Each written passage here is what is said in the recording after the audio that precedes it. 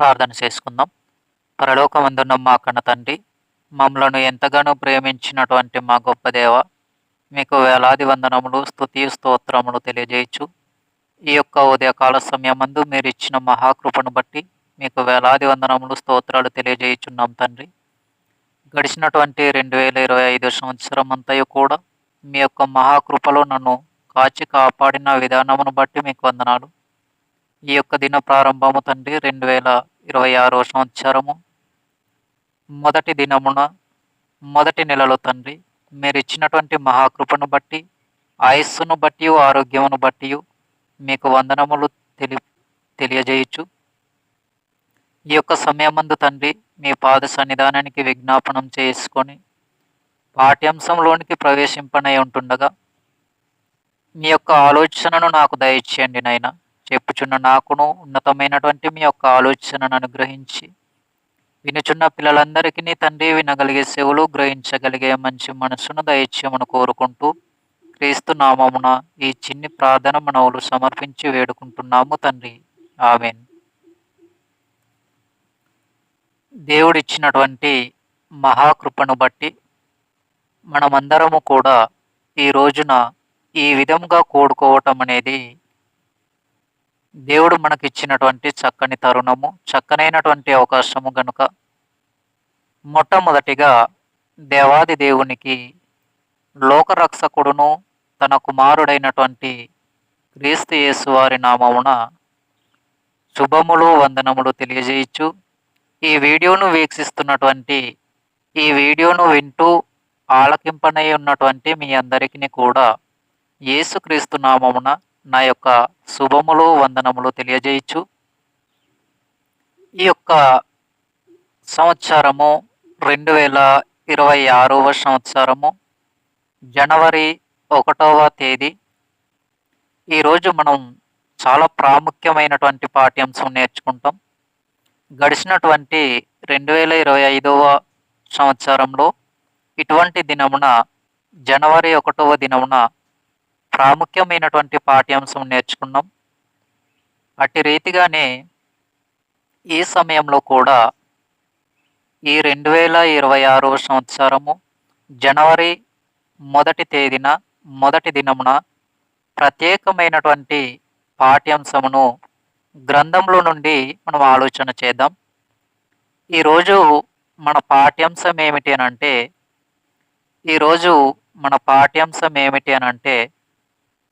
క్రైస్తవుడు పాటించవలసినది దినమా, నూతన దినమా, నూతన జీవితమా? ఈరోజు మన పాఠ్యాంశం మరొకసారి, క్రైస్తవుడు పాటించవలసినది నూతన దినమా, నూతన జీవితమా? లేదా క్రైస్తవుడు అనుసరించవలసినది నూతన దినమా, నూతన జీవితమా? క్రైస్తవుడు అనుసరించవలసినది నూతన దినమా, నూతన జీవితమా? చాలా చాలా ప్రాముఖ్యమైనటువంటి పాఠ్యాంశంలోనికి ఈరోజు ఈ సమయమందు మనము ప్రవేశించబోచున్నాము గనుక ప్రతి ఒక్కరము కూడా మనసు వాక్యంపై పెట్టుకొని జాగ్రత్తగా దేవుని యొక్క మాటలు వినటానికి ఆలోచన చేయవలసినదిగా మీ అందరిని కూడా నేను క్రీస్తు పేరట తెలియజేయటం అనేది జరుగుతుంది.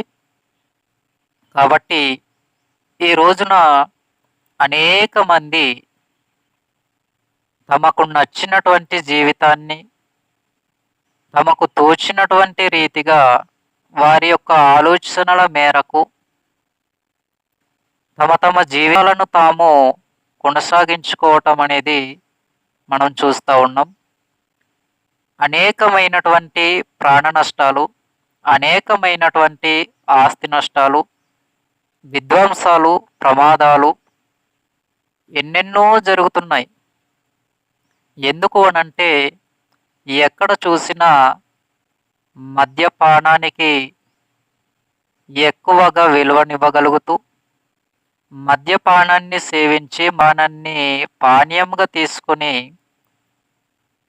ప్రమాదానికి గురవ్వటం, ప్రాణాలను కోల్పోవటం కుటుంబానికి చింత కలిగించటం, బాధను తీసుకురావటం అనేది ఈ రోజున విపరీతంగా ఎక్కువగా చాలా చోట్ల సంతోషపడిన వారి లెక్క కంటే బాధపడినటువంటి వారి లెక్క అధికముగా మనకు కనబడతా ఉంది. ఎందుకు అనంటే నూతన సంవత్సరం వచ్చింది అని సంతోషపడుతున్నామని వారు అనుకుంటున్నారు, కానీ వాస్తవానికి నూతన సంవత్సరం రోజుననే ప్రమాదానికి గురవుతూ ఉన్నారు.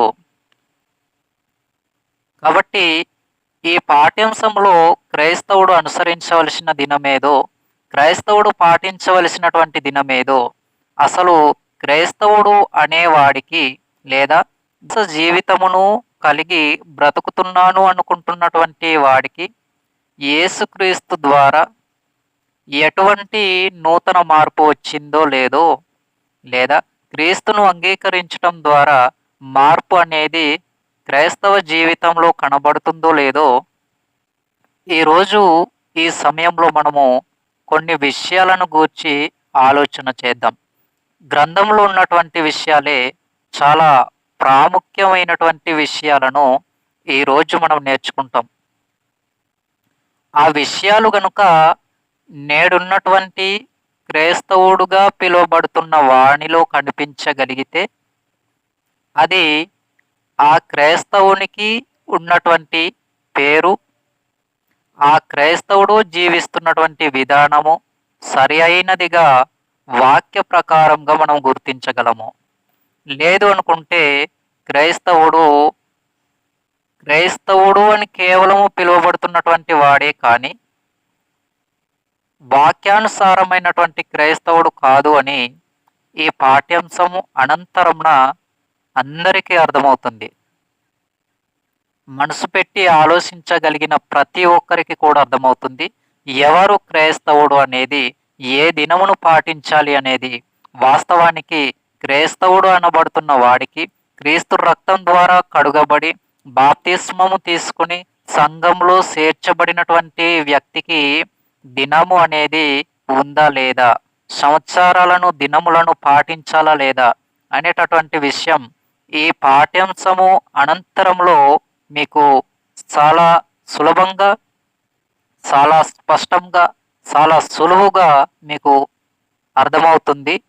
ఎందుకు అనంటే పాఠ్యాంశం ప్రారంభం నుండి పాఠ్యాంశము అనంతరం వరకు అద్భుతమైనటువంటి విషయాలు, ఆలోచనాత్మకమైనటువంటి సంగతులు గ్రంథంలో ఉన్నటువంటి సమాచారం ద్వారా మనం నేర్చుకుంటాం.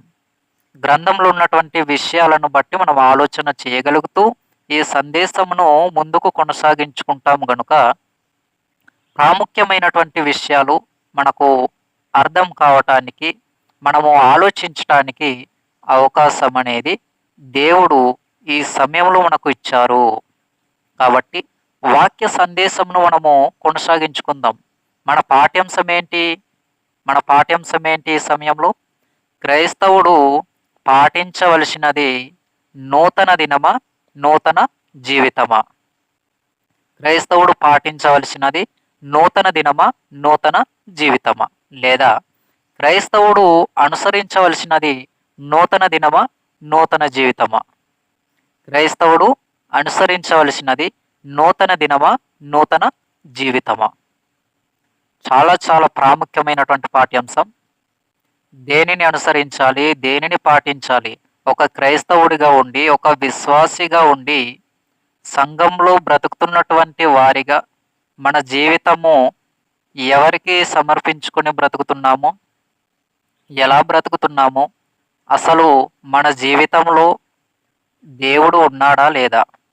ఈ విషయాలన్నీ ఒక్కొక్కటిగా మనం ఆలోచన చేయగలుగుతూ వాక్య సందేశమును, వాక్య పరిచర్యను మనము ఈ సమయమందు ముందుకు కొనసాగించుకుందాం.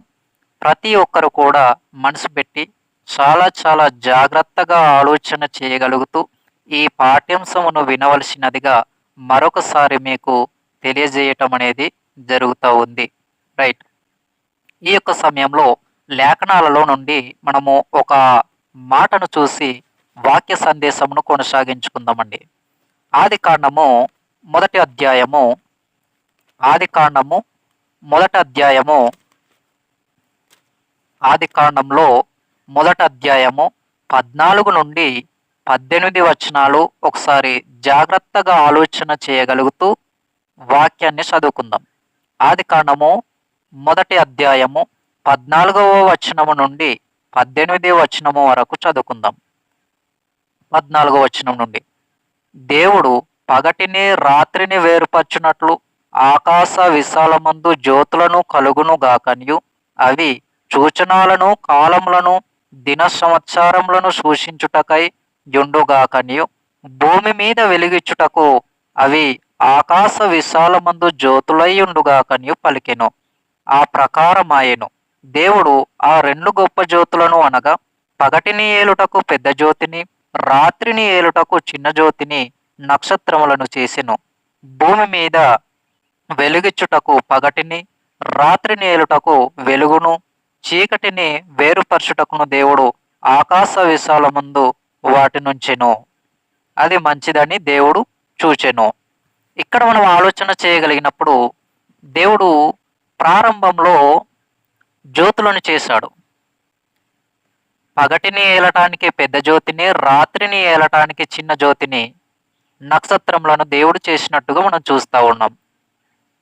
దిన సంవత్సరములను తెలియజేయటానికి, దినములను సంవత్సరములను తెలియజేయటానికి దేవుడు వేటిని చేశారు అని మనము ఇప్పుడు చదివినటువంటి మాటలు చూడగలుగుతున్నాము అని అంటే, రాత్రిని ఏలటానికి చిన్న జ్యోతి అంటే చంద్రుడు, చంద్రునితో పాటుగా నక్షత్రములు కనిపిస్తాయి. అలాగనే పగటిని ఏలటానికి పెద్ద జ్యోతి అని అంటే సూర్యుడు మనకు పగటి పూట కనిపిస్తూ ఉంటది. ఇవి కాలములను దిన సంవత్సరములను తెలుపటానికి దేవుడు వీటిని ఎక్కడ పెట్టాడు అని అంటే ఆకాశంలో వాటిని ఉంచినట్టుగా, వాటిని పెట్టినట్టుగా మనం చూస్తూ ఉన్నాం. అయితే ఇవి చేసిన తర్వాత దేవుడు ఏమనుకున్నాడు అనంటే అది మంచిది అని దేవుడు చూశాడు. ఏది మంచిది? దేవుడు చేసినటువంటి సృష్టిలో, దేవుడు పెట్టినటువంటి ప్రకృతిలో ఒక భాగంగా ఈ యొక్క సూర్య చంద్ర నక్షత్రాలు అనేవి దేవుని దృష్టిలో మంచివిగా దేవుడు భావించటం అనేది జరిగింది. దేవుడు వాటిని మంచిదని ఎంచటం అనేది జరిగింది. కాబట్టి ఇక్కడ మనకు ఏమర్థమవుతుంది అనంటే ఆకాశంలో జ్యోతులు కూడా ఎలా పనిచేస్తున్నాయనంటే మనకు వెలుగును ఇచ్చేటట్టుగా పనిచేస్తున్నాయి. దేవుడు వాటికి మన కోసం వెలుగు ఇవ్వటానికి జ్యోతులను ఆకాశంలో పెట్టినట్టుగా గ్రంథంలో మనము చాలా స్పష్టంగా చూస్తూ ఉన్నాం. ఫర్ ఎగ్జాంపుల్ మనం ఆలోచన చేయగలిగితే ఒక గృహంలో, ఒక ఇంటిలో కరెంట్ బల్బులు లేదా సూప్లైట్ బల్బులు మనం పెడతాం. ఎక్కడ పెడతాం? భూమి మీద మనం ఉన్నాం కాబట్టి భూమి క్రింద వాటిని పెడతామా? పెట్టాం. మరి ఎక్కడ పెడతాము అని అంటే వాటిని గృహంలో పైన, క్రిందున్నటువంటి మనకు, గృహంలో ఉంటున్నటువంటి మనకు వెలుగునివ్వటానికి వాటిని మనం ఎక్కడ పెడతామనంటే పైన పెడతాం. అట్టి రీతిగానే భూమి మీద ఉన్న మానవ కోటి అందరికీ కూడా, జీవరాశులన్నింటికి కూడా ఆకాశంలో ఉన్నటువంటి జ్యోతులు వెలుగుగా ఉండటానికి, వాటి యొక్క కాంతిని మనము అనుభవించటానికి, వాటి యొక్క కాంతిలో మనం బ్రతకటానికి దేవుడు ఆ యొక్క జ్యోతులను ఎక్కడ పెట్టారు అనంటే పైన ఆకాశంలో వాటిని పెట్టడం అనేది జరిగింది. పైన వాటిని ఉంచటం అనేది జరిగింది. మనం ఎక్కడున్నాము అనంటే భూమి మీద మనం ఉన్నాం. కాబట్టి మనకంటే ఎత్తులో దేవుడు వాటిని పెట్టాడు. భూమి మీద ఉన్న మనకు వెలుగునివ్వటానికి మనకంటే ఎత్తులో వాటిని దేవుడు పెట్టడం అనేది జరిగింది. మనకు రాత్రిపూట గృహంలో వెలుగివ్వటానికి మనం ఏ విధంగా అయితే కరెంటు బల్బును పైన సెట్ చేసి పెట్టుకుంటామో, ట్యూబ్ లైట్ను పైన సెట్ చేసి పెట్టుకుంటామో, ఏదైనా దీపాన్ని వెలిగిస్తే ఆ దీపాన్ని దీపస్తంభంపై ఎలాగో మనకు వెలుగు ఇవ్వటానికి పెట్టుకుంటామో అదే రీతిగా దేవుడు కూడా ప్రపంచవ్యాప్తంగా అందరికీ కులమత భేదాలు అనే ఎటువంటి తేడా, ఎటువంటి భేదాభిప్రాయం లేకుండా దేవుడు ఏం చేశారంటే మనందరికీ కూడా వెలుగునివ్వటానికి ఆ యొక్క చిన్న జ్యోతిని కానీ, పెద్ద జ్యోతిని కానీ, నక్షత్రాలను కానీ దేవుడు మనకంటే పైన వాటిని ఉంచటం అనేది జరిగింది. వాటిని పెట్టటం అనేది జరిగింది. వీటన్నింటిని చూస్తున్నప్పుడు మనకేం అర్థం అవ్వాలి అనంటే, భూమి మీద మనం బ్రతుకుతున్నాం కాబట్టి, ఈ భూమి మీద బ్రతుకుతున్నటువంటి మనకు అవి వెలుగునివ్వటానికి దేవుడు వాటిని ఆకాశ విశాలమందు ఉంచారు అన్న విషయం మనకు అర్థం కావాలి. మరొక మాట చూద్దాం. కీర్తనల గ్రంథంలో ఒక మాట చూద్దాం. కీర్తనల గ్రంథము ప్రాముఖ్యమైనటువంటి మాట. కీర్తనల గ్రంథంలో ఒక మాట మనం చూడగలిగితే, కీర్తనల గ్రంథము 19వ అధ్యాయంలో మనం ఒక మాటను చూద్దాం. కీర్తనల గ్రంథం 19వ అధ్యాయము మొదటి 2 వచనములు. కీర్తనల గ్రంథము 19వ అధ్యాయము మొదటి 2 వచనాలు చూద్దాం. ఆకాశములు దేవుని మహిమను వివరించుచున్నవి, అంతరిక్షము ఆయన చేసిన చేతి పనిని ప్రసూరించుచున్నది. పగటికి పగలు బోధ చేయుచున్నది, రాత్రికి రాత్రి జ్ఞానము తెలుపుచున్నది. ఇక్కడ కూడా మనం ఆలోచన చేయగలిగితే, పగటికి పగలు బోధిస్తుంది, రాత్రికి రాత్రి జ్ఞానము తెలుపుతుంది. అంతరిక్షము దేవుని యొక్క మహిమను వివరిస్తుంది. ఇంత ప్రాముఖ్యమైనటువంటి విషయాలను, అద్భుతమైనటువంటి సంగతులను మనము గ్రంథముల నుండి ఆలోచన చేస్తున్నాము అనంటే, దేవుడు దినములను, సంవత్సరములను కొనసాగిస్తూనే, వాటిని కాలములను మార్పులు చేస్తూనే, శీతాకాలంలో చలి ఉంటుంది, వేసవి కాలంలో వేడి ఉంటుంది, వర్షాకాలంలో వర్షం కురుస్తుంది. ఇది అంతా కూడా దేవుడు పెట్టినటువంటి కాలక్రమము. దేవుడు పెట్టినటువంటి కాలక్రమము తప్పకుండా పాటిస్తూనే ఉంది. ఫర్ ఎగ్జాంపుల్, సూర్యుడు ఉదయాన్నే 6 గంటల సమయానికి మన యొక్క భారతదేశంలో మనకు కళ్ళకు కనిపించే విధంగా సూర్యకిరణాలు కనిపించటం, సూర్యుడు కనిపించటం అనేది మనం చూస్తూ ఉంటాం. అదే సాయంత్రం అయిపోయేసరికి సూర్యుడు మరలా ఏం చేస్తాడు అనంటే అస్తమిస్తాడు, అనంటే సూర్యుడు వెళ్ళిపోతూ ఉంటాడు. ఇదే కాలక్రమము ప్రతిరోజు కూడా సూర్యునికి ఉంది. అంటే దేవుడు చెప్పినటువంటి కాలక్రమాన్ని తప్పకుండా సూర్యుడు అనేది కొనసాగిస్తూనే ఉంది. బస్సు ఒక రోజైనా ఆలస్యంగా వస్తుంది, లేదా ఒక రోజైనా రాకుండా ఏదైనా సందర్భాన్ని బట్టి ఆపివేయడం కానీ, ఆగిపోవటం కానీ జరుగుతుంది. కానీ సూర్యుడు ఎప్పుడు కూడా నేను ఏ రోజు ఆగిపోతాను అని, లేదా నేను ఏ రోజు ఉదయించను, అస్తమించను అని ఉండిపోయినటువంటి సందర్భాలు, నిలిచిపోయినటువంటి సందర్భాలు లేవు. కానీ ఈ ఏలియా గారి యెహోషువ గారి ప్రార్థన ద్వారా సూర్యుడు నిలిపివేయబడినట్టుగా మనం చూస్తాం. అది కాకుండా ఇంకా ఎక్కడైనా ఇటువంటి సందర్భం జరిగిందనంటే ఎక్కడ కూడా జరగలేదు. కాబట్టి మనం ఆలోచన చేయగలిగితే, సూర్యుడు వస్తుంది వెళ్ళిపోతుంది, కాలములు వస్తున్నాయి వెళ్ళిపోతున్నాయి. మానవ జీవితంలో మార్పు అనేది కనిపించటం లేదు. ఎన్ని కాలాలు మారినా, ఎన్ని యుగాలు గతించిపోయినా, మనిషి ఆయుస్సు తరిగిపోతున్నప్పటికీ కూడా మానవ జీవితంలో, అనగా ఒక క్రైస్తవ జీవితంలో, క్రైస్తవుడు అన్న పేరు మాత్రమే మిగులుతుంది. కానీ అతను నిజ క్రైస్తవుడు అన్న పేరు మాత్రం మిగలటం లేదు. అంటే దీనిని బట్టి మనకు ఏమర్థమవుతుంది? నిజ క్రైస్తవ జీవితంలో, వాక్యానుసారమైన జీవితంలో క్రైస్తవుడు లేదు. కాబట్టి మనం ఆలోచన చేయగలిగితే, గ్రంథంలో చెప్పబడుతున్నటువంటి అనేకమైన విషయాలలో కొన్ని విషయాలను మనం ఆలోచన చేయగలుగుతూ వాక్య సందేశాన్ని మనం ముందుకు కొనసాగించుకుందాం. మరలా కీర్తనల గ్రంథము 136వ అధ్యాయంలో ఒక మాట చూద్దాం.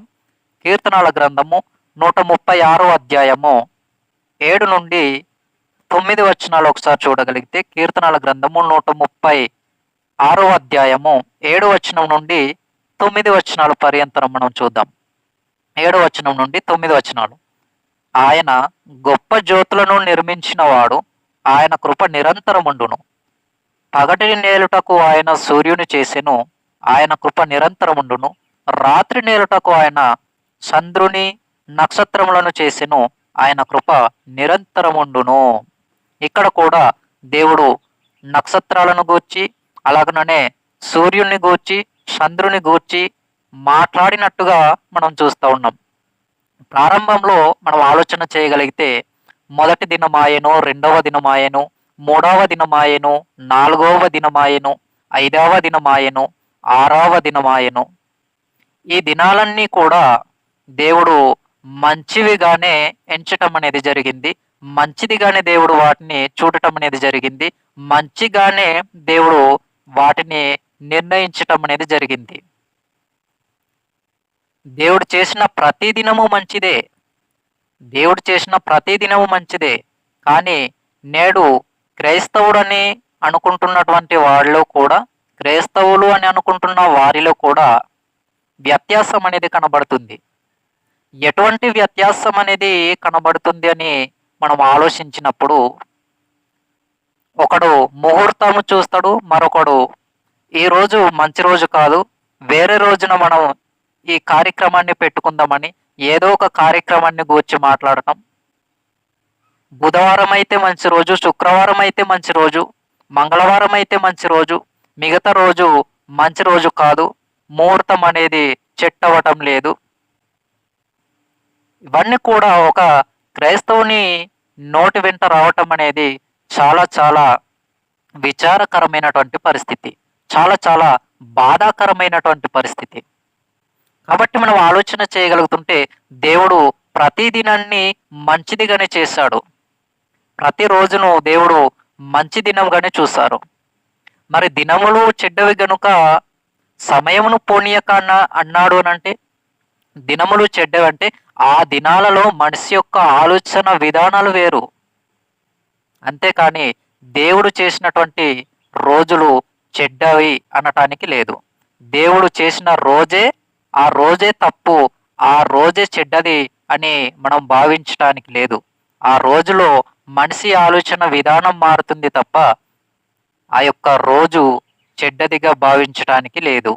కాబట్టి గ్రంథంలో చెప్పబడినటువంటి ప్రతి మాటను కూడా, ప్రతి విషయమును కూడా చాలా చాలా జాగ్రత్తగా మనం ఆలోచన చేయగలిగితే గ్రంథంలో చెప్పబడినటువంటి మాటలు మనకు చాలా స్పష్టంగా అర్థం కావటానికి అవకాశం అనేది ఉంది.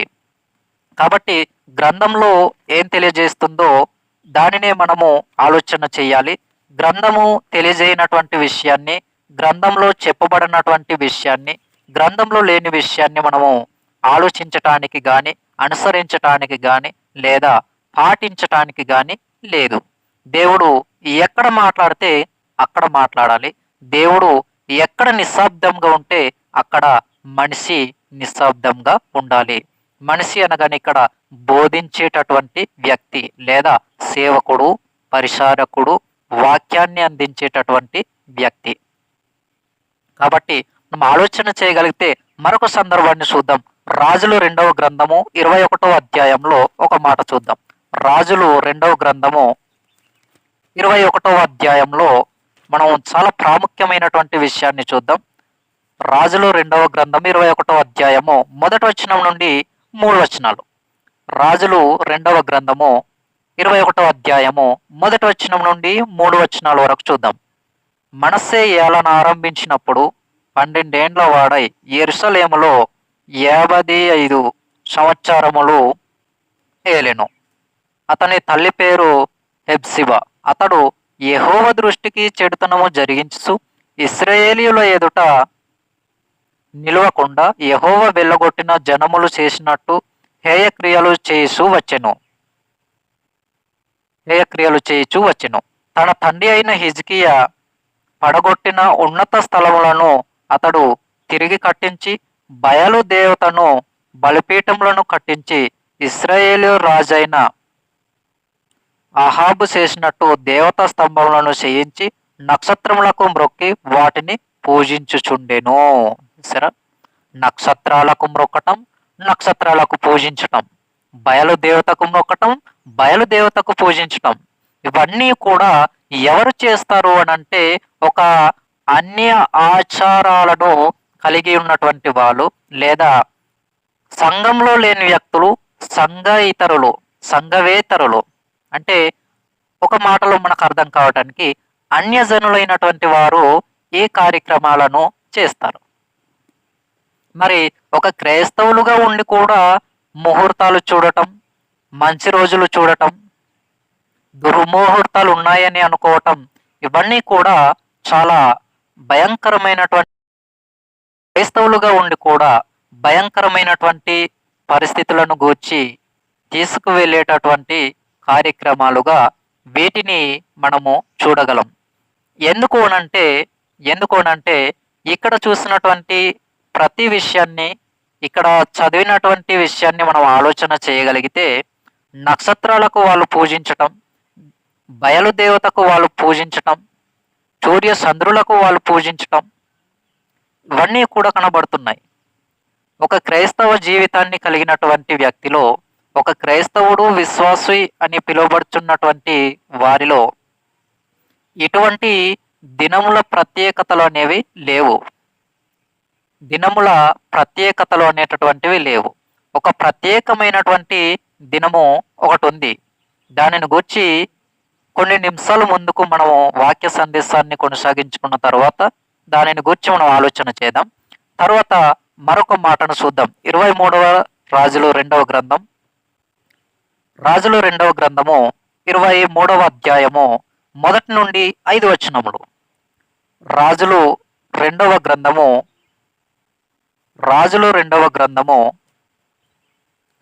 23వ అధ్యాయము 1 నుండి 5 వచనాలు ఒకసారి మనం చూడగలిగితే, అప్పుడు రాజు యూదా పెద్దలనందరినీ, యెరూషలేము పెద్దలనందరినీ తన యొద్దకు పిలువనంపించి, యూదా రాజులనందరినీ, యెరూషలేము కాపురస్తులనందరినీ, యాజకులను, ప్రవక్తలను, అల్పులనేమి, గనులనేమి, జనులందరినీ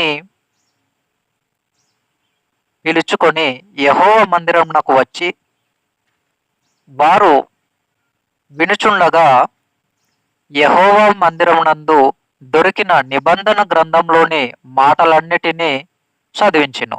రాజు ఒక స్తంభము దగ్గర నిలిచి యెహోవా మార్గముల యందు నడిచి ఆయన ఆజ్ఞలను, కట్టడలను, శాసనములను పూర్ణ హృదయంతోనూ పూర్ణాత్మతోనూ గైకొని, ఈ గ్రంథమందు వ్రాయబడి ఉన్న నిబంధన సంబంధమైన మాటలన్నిటినీ స్థిరపరచుదుమని యెహోవా సన్నిధిని నిబంధన చేయగా, జనులందరూ ఆ నిబంధనకు సమ్మతించిరి.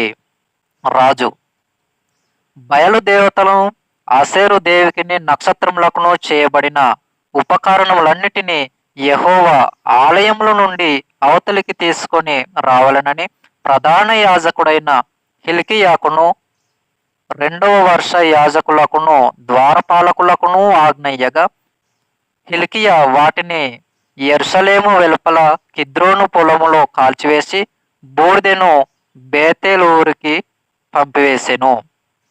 మరియు యూదా పట్టణముల యందున్న ఉజ్జియా స్థలములలోను, యెరూషలేము చుట్టూనున్న చోట్లలోను ధూపము వేయుటకై యూద రాజులు నియమించిన అర్చకులనేమి, బయలుకును, సూర్యచంద్రులకును, గ్రహములకును, నక్షత్రములకును ధూపము వేవారినేమి అతడు అందరిని నిలిపివేసెను. ఇక్కడ చాలా ప్రాముఖ్యమైనటువంటి విషయము, చాలా ప్రాముఖ్యమైనటువంటి సంఘటన మనకు కనబడుతుంది.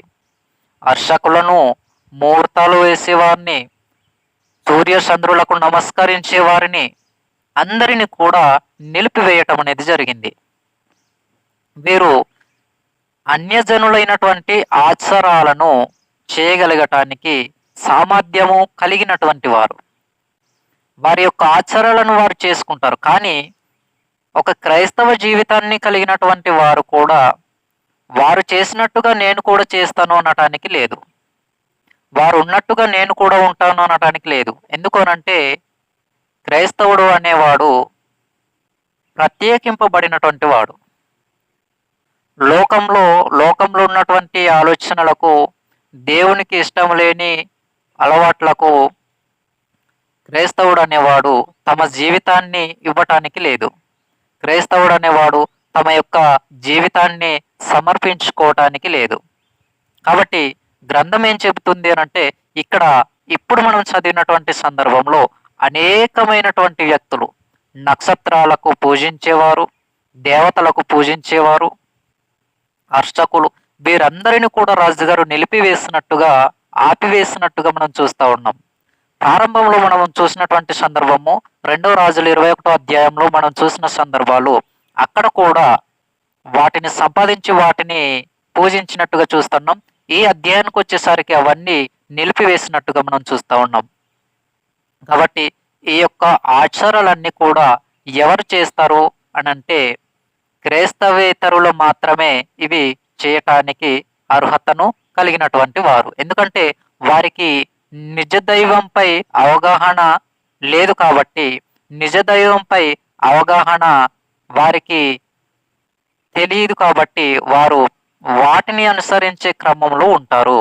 కానీ క్రైస్తవుడిగా పిలువబడుతూ, విశ్వాసిగా పిలువబడుతూ కూడా దినాలను, మాసములను, సంవత్సరములను, రోజును, ముహూర్తాలను చూడగలుగుతున్నాము అనంటే, వాటి ప్రకారంగా బ్రతకాలి అన్న ఆలోచన కలిగి ఉన్నాము అనంటే, మనకు కూడా నిజ దేవుని యొక్క అవగాహన లేనట్టుగానే ఉంటుంది. కాబట్టి నువ్వు ఆలోచన చేయగలిగితే ఇక్కడ చెప్పబడుతున్నటువంటి విషయాలేంటి, మనం ఆలోచిస్తున్నటువంటి విషయాలేంటి. కాబట్టి గ్రంథంలో ఉన్నటువంటి అనేకమైన విషయాలలో ఒకసారి మరొక మాట చూద్దాం. యెషయా గ్రంథము 47వ అధ్యాయము, యెషయా గ్రంథము 47వ అధ్యాయము 10వ వచనం నుండి, యెషయా గ్రంథం 47వ అధ్యాయము 10వ వచనం నుండి 13 వచనాల వరకు ప్రాముఖ్యమైనటువంటి సమాచారాన్ని మనం చూద్దాం. యెషయా గ్రంథము 47వ అధ్యాయము 10వ వచనం నుండి 13వ వచనం వరకు జాగ్రత్తగా గ్రంథంలో వ్రాయబడిన మాటలు చూద్దాం. యెషయా గ్రంథము 47వ అధ్యాయము 10వ వచనం నుండి 13 వచనాలు. నీ చెడుతనమును నీవు ఆధారము చేసుకొని ఎవడునూ నన్ను చూడడని అనుకుంటివి. నేనున్నాను, నేను తప్ప మరి ఎవరునూ లేరని నీవనుకున్నట్లుగా నీ నిర్ణయము, నీ జ్ఞానమును, నీ విద్యయు, నీ జ్ఞానమును నిన్ను చెరిపివేసెను. కీడు నీ మీదికి వచ్చును, నీవు మంత్రించి దాన్ని పోగొట్టజాలవు. ఆ కీడు నీ మీద పడకుండా దానిని నీవు నివారించలేవు. నీకు తెలియని నాశనము నీ మీదికి ఆకస్మికముగా వచ్చును. నీ బాల్యం నుండి నీవు ప్రయాసపడి అభ్యాసించిన నీ కన్న పిశాచ తంత్రములను, నీ విస్తరమైన శకునములను చూపుటకు నిలువుము. ఒకవేళ అవి నీకు ప్రయోజనకరములగునేమో, ఒకవేళ నీవు మనుషులను బెదిరింతువేమో. నీ విస్తరమైన యోచనాల వలన నీవు అలసి ఉన్నావు. జ్యోతిష్యులు, నక్షత్ర సూచకులు, మాచచర్య చెప్పువారు నిలబడి నీ మీదికి వచ్చినవి రాకుండా నిన్ను తప్పించి రక్షించునేమో ఆలోచించుము.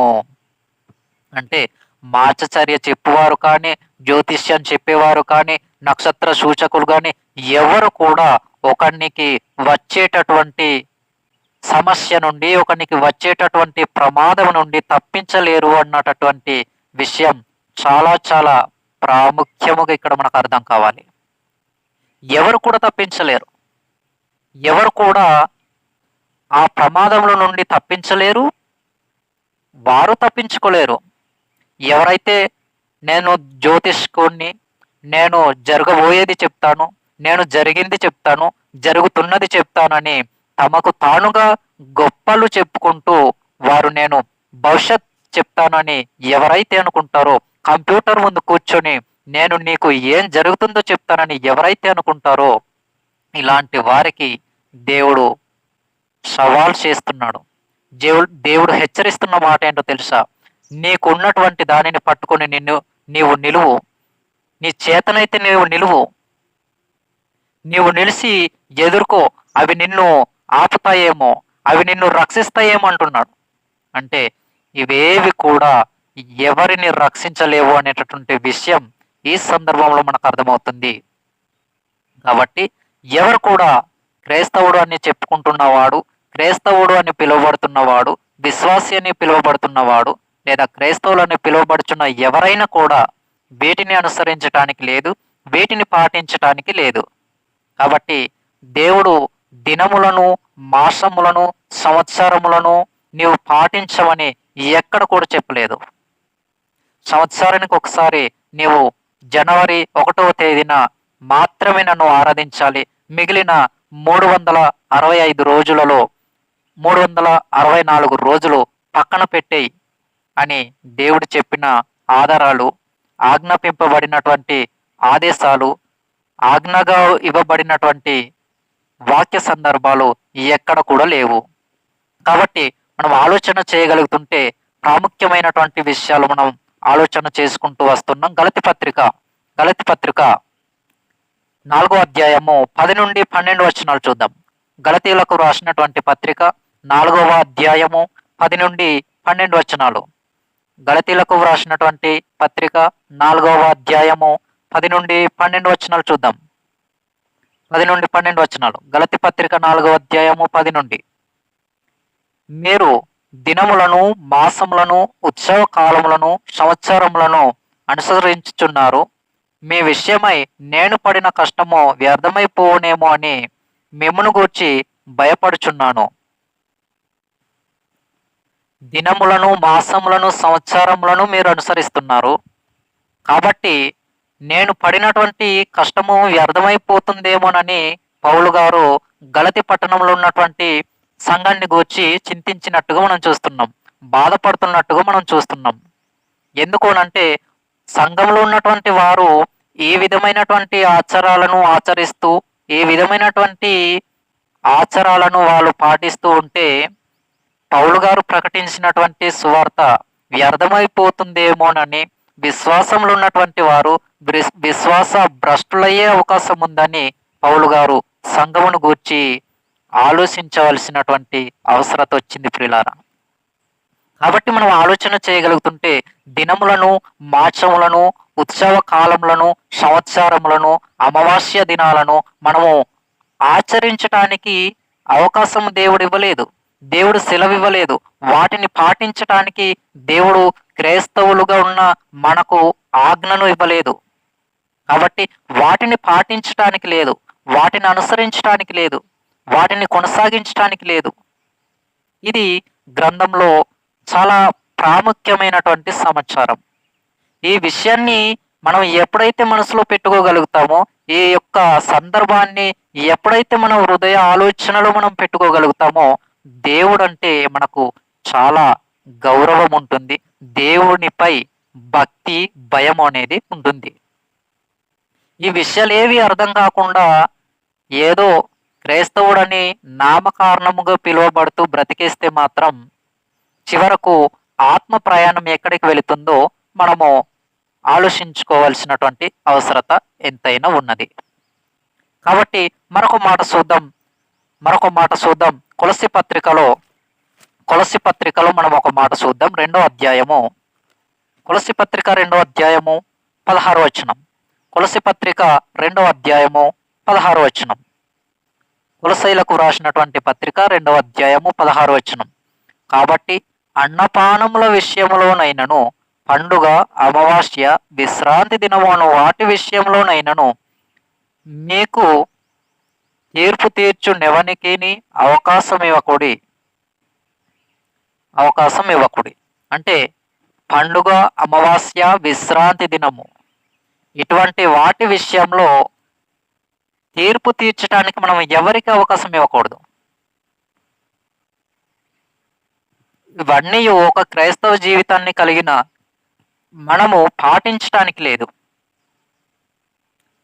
క్రీస్తు రక్తం ద్వారా కడగబడి, ఆత్మ మూలంగా, నీటి మూలంగా జన్మించి, బాప్తిస్మం ద్వారా సంఘంలో చేర్చబడినటువంటి మనము ఇవన్నీ కూడా మాసములను, దినములను, సంవత్సరములను అనుసరించటానికి లేదు. దేవుడు వీటిని ఈ విధంగా పాటించాలని ఎక్కడ చెప్పినటువంటి ఆధారాలు, దేవుడు ఆజ్ఞగా ఇచ్చినటువంటి దాఖలాలు ఎక్కడ కూడా లేదు.